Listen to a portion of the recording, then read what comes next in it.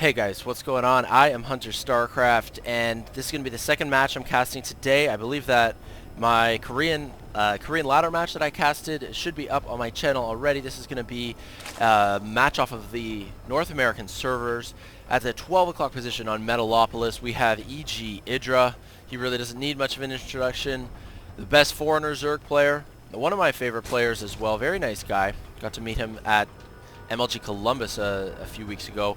IdrA's opponent spawning down at the 6 o'clock position from a pretty new clan, a new team, sixjax. We have DDE.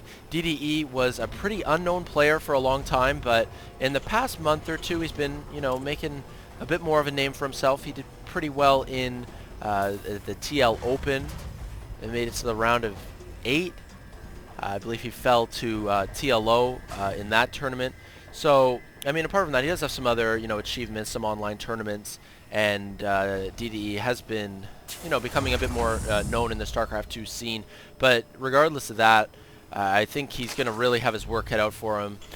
He is going up against, the best foreigner Zerg. IdrA is a sick player, and I don't think it's going to be easy for DDE, but we'll see what he can come up with for us here on Metalopolis. He's going with a very standard opener, getting his refinery just a hair after his barracks. Very standard opening for Terran players, and as soon as IdrA hits 300 minerals, he puts down his hatchery as well. This is a hatchery first build from IdrA.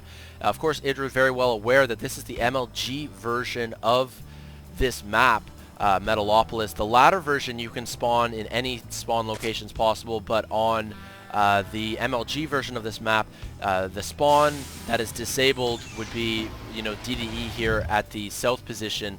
Therefore, IdrA cannot spawn over at the 2 o'clock east position here. The rush distance is just too short by foot, and in this particular matchup would be considered imbalanced towards Terran. So, yeah, as such, IdrA is able to confidently put down his hatchery first, and that's the way IdrA likes it. He's a very macro-oriented player, and it makes sense that he's going to want to go for this build. Spawning pool now half complete. He's getting some gas at this point as well. I'd expect that IdrA's going to bank 100 gas, start metabolic boost, and then take the 3 drones off of the extractor. This SCV for DDE scouted this position, this close by air position, and now headed into the main base of IdrA up here at the 12 o'clock. He sees the hatchery first build, he sees the extractor, nothing else really to scout. I mean, DDE knows exactly what's going on at this stage. And as such, he has put up a tech lab, and he's going to flip the factory onto the tech lab, quite possibly for Blue Flame Hellions. Quite a viable option to go for. You're going to want to punish your fast expanding hatchery first Zerg opponent. So I think that's what he's going to do. Is he going to get the Infernal Pre-Igniter? I believe he is going to. He's getting Hellions out, and he's probably going to start that upgrade any second. He's also mining just off of 1 gas and going for this kind of 1-1-1 opening. 1 barracks, 1 factory, 1 starport into command center. IdrA, on the other hand, just droning up a little bit. Let's take a look at the worker count. Actually, he's only got about a 2 harvester advantage. 4 more drones on the way though, along with metabolic boost. He did end up taking those workers off of the extractor here and putting his spine down at his natural as well. Okay, so no blue flame. He's just gonna do some regular Hellion harassment, or maybe just using this Hellion for scouting. It did get some Zergling kills actually that I missed. So sorry about that, but I mean, he does have 4 Zergling kills, pretty solid. Take a look at the units lost, and yeah, so just the 4 Zerglings and the 1 scouting drone earlier in the match, I do believe, are the only units lost for IdrA. IdrA hasn't done very much scouting though. He doesn't know anything that's going on at all. This Hellion gets pushed back by the Spine Crawler and Queen. This is pretty good positioning for the Spine Crawler. Of course, the Spine Crawler range is going to protect the ramp and a good chunk of the natural expansion as well. But I mean, DDE not going for any crazy Hellion build. And like no blue flame Hellions. He's not going to even really go for harassment. These speedlings get an easy surround. That was a lack of micro there from DDE. 8 drones actually just popped as well.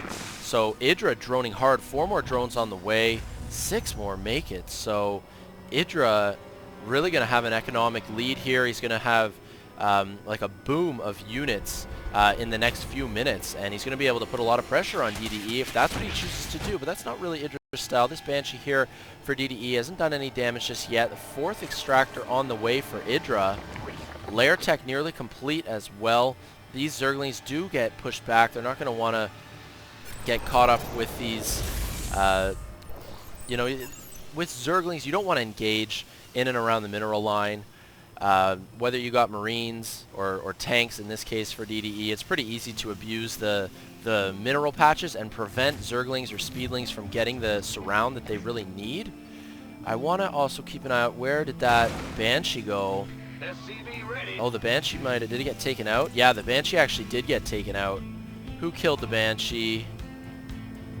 There it is, this Queen. I think the Queen killed it. I do apologize for missing that. This Queen has 1 kill, and unless that's like a scouting worker kill from earlier, I'm about 96% sure that the Queen killed the Banshee. So unfortunately, you know, that Banshee not doing a whole lot of damage. We do have a drop though coming from DDE as well. He's got 7 Marines along with the medevac. Going to try to put some pressure on this third base here. He's just going to check for the third base, and no surprise there. Once again, going up against a macro Zerg like EG.IdrA makes sense to be picking up a third base relatively quickly. 2 more barracks on the way as well for DDE, so very bio-heavy are these Zerglings. And this is what I was talking about not 2 minutes ago. Look at the positioning of these Marines. This makes it very difficult for the Speedlings to get us around. I mean, EG.IdrA is going to have to try, but it's just excellent positioning from sixjax.DDE, and even abusing the high ground here. He spots the high ground with a medevacs, gets some pot shots off with the Marines that have you know, been dropped off on the low ground. But now with Speedlings, Banelings, and a Queen, he may want to use that Queen to focus down the medevac while, you know, he prevents the Marines from dropping off with the Speedlings and Banelings. Still harassing the hatchery, but it's not going to be the most fruitful choice there. Just too many hit points on the hatchery. It's not going to be doable. Man, I keep seeing on the minimap, DDE really relentless here. And you know what? Every little bit of damage helps. I mean, this hatchery now down to half health. And, oh, finally these mutas are going to do it. These mutas are going to take out the medevac. This is going to be really bad news. Oh, DDE, you got to drop your Marines, man. This is slight miss micro there. Rather costly. If he had dropped off all those Marines, they would have been able to take out at least 1 or 2 mutas. A lot of tanks out already, a lot of Marines, no Marauders. And yeah, he's just going to use the tech lab on one of his barracks to get out combat shields now that Stimpack research is complete. He's also getting +1 attack for his infantry. DDE, though, pretty confined to the bottom of his base. He does have another medevac up here, and 62 harvesters from for EG.IdrA. It looks like the medevac drop tried to take out the Baneling nest, actually. This Baneling nest down to half health, but DDE wasn't able to take it out. The harassment from DDE's medevacs and Marines not being effective at all. These mutas now that are out take out the medevac as well. And yeah, I mean, DDE invested a lot into those kinds of drop harassments, but it just hasn't been that effective. The armory now complete. 4th refinery on the way. DDE, now he's confined to his base, and EG.IdrA has complete map control. Look at this luxurious map control. He's got this El Naga watchtower down here. He's got an Overlord in position to keep an eye out for drops. He's got some muta harassment incoming as well. 3 more mutas on the way. It's going to make a total of about 16. A nice little gaggle of mutas. To quote Tastosis, going to be doing, you know, a lot of just poking damage anywhere that DDE sort of leaves an opening. Mutas can come in, take out low hit point structures, take out reactors, tech labs, supply depots, you know, any missile turrets even at this point without any Marine support are going to go down pretty quickly to that many mutas. And I don't know about the unit composition for DDE. Like, he doesn't even have enough Marines to deal with the mutas. Yeah, he's fallen behind quite a bit, you know, sacrificing units, medevacs, Marines, not doing as much damage as he needs to be doing with his drop play. He, you know, just like the little things, like building that Banshee earlier that didn't really do much damage. Infestation pit on the way, and this is a proxy, not a proxy, sort of auxiliary in-base hatchery is very common. EG.IdrA was talking about this a lot on Inside the Game. And yeah, sometimes you just need that extra larva, especially when you're a Zerg player mining off of 3 complete bases here. But this is going to be a big engagement, okay? This is the turning point in the game. The most important part, let's see here. We've got 24 plus 4 is 28 Marines, 5 tanks, and a couple Thors. These Thors are great for zoning the Mutalisks. This is going to be huge. Meng's statue does get focused down, and this is going to be the big engagement here. Oh no, DDE just moving in way too aggressive. He didn't have those tanks sieged. There's a lot of Marines though. Are these Marines going to be able to do enough damage to the mutas? It's really a question of sort of what's going to be on the ground for the Zerg player with these Banelings morphing in. And I do believe Baneling's speed completed quite a while ago, yeah. Just double checking that. Sometimes players forget. +2 muta attack on the way. Ooh, these Marines stimming the whole group of Marines. He's going to focus down this hatchery. That siege tank not sieging up in a favorable position. Nice spread though with the Marines spreading submarines to the high ground. But you know what? That was just a poor engagement. That was not wise at all for DDE. And unfortunately for him, he is now in an absolutely brutal position. DDE should not have stimmed. You know, he had like 30 or 40 Marines. He stims them all and runs over to the 4th base of EG.IdrA, trying to focus it down. That just wasn't a well thought out engagement by DDE, especially against, you know, one of the best foreigners, EG.IdrA. Just wasn't really a wise decision. So at this point, DDE is really going to need to battle back here and do what he can to maybe eke out a victory. Oh, we actually have Hive Tech on the way. I'm sure that EG.IdrA is going to be getting Broodlords.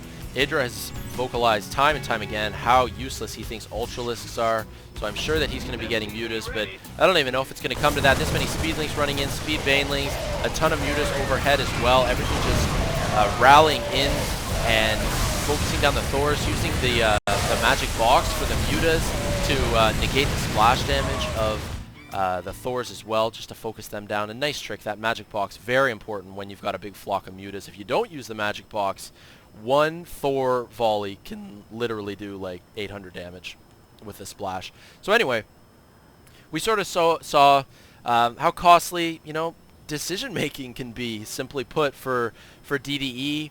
Especially at the end there. The game was very even until the very end with that unfavorable engagement. You know, stimming Marines onto creep, not having siege tanks in position. DDE did not do a good job of leapfrogging his siege tanks, and then just trying to stim in with like 40 Marines and trying to focus down this hatchery just wasn't a good call. Yeah, he got taken out like that, and then even earlier in the game he was trying to drop the 3rd and doing a little bit of damage, but not enough to justify the cost of a medevac plus like 6 or 7 Marines that were in it. He tried dropping the main, that got negated. His Banshee earlier on as well. So EG.IdrA just really outclassing his opponent, and certainly would have been what I would have expected going into this matchup. Thanks for tuning in, guys. Hope you guys enjoyed this game. YouTube.com/HunterStarcraft for all of my videos and more casts to come. Thanks a lot, guys. Peace out.